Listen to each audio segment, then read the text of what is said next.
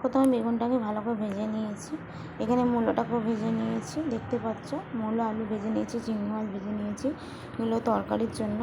এবং পেঁয়াজটা দিয়ে মূলো আলু ভাজা ছিল, তাদের লঙ্কা গুঁড়ো হলুদ গুঁড়ো দিয়ে দিলাম। দিয়ে ভালো করে ভেজে নেব মশলাটাকে। ভালো করে ভেজে নেওয়ার পরে নাড়াচাড়া দিয়ে ভালো করে মশলাটাকে ভেজে নেব। দেখতে পাচ্ছ প্রায় ভাজা হয়ে এসেছে। তারপরে অল্প অল্প করে পালং শাক কটা দিয়ে উল্টে পাল্টে দেবো, যাতে শাকটা কমে আসে, মানে জলটা ছাড়ে।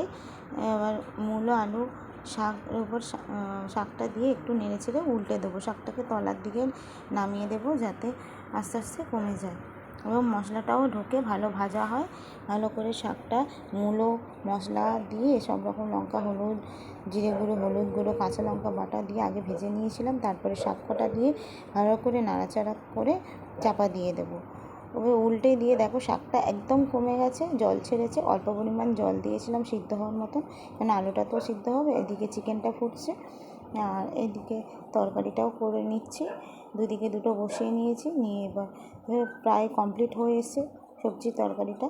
মূলো আলু চিংড়ি মাছ দিয়ে পালং শাক দিয়ে কারা কারা খাও অবশ্যই জানো। সাবস্ক্রাইব করতে ভুলবে না। আর কেমন হচ্ছে রান্নাটা অবশ্যই জানাতে ভুলবে না। আর চিংড়ি মাছগুলো একটু ছোটো ছোটো হয়ে গেছে, কারণ ওর খোলা ছাড়িয়েছি তো, তাই কেন্নার মতন ছোটো ছোটো হয়ে গেছে। হ্যাঁ, এগুলো একটু বড় বড়ই ছিল, ভাজতে ছোটো হয়ে গেছে। তা সবাই ভালো থেকো, সুস্থ থেকো। Happy Sunday.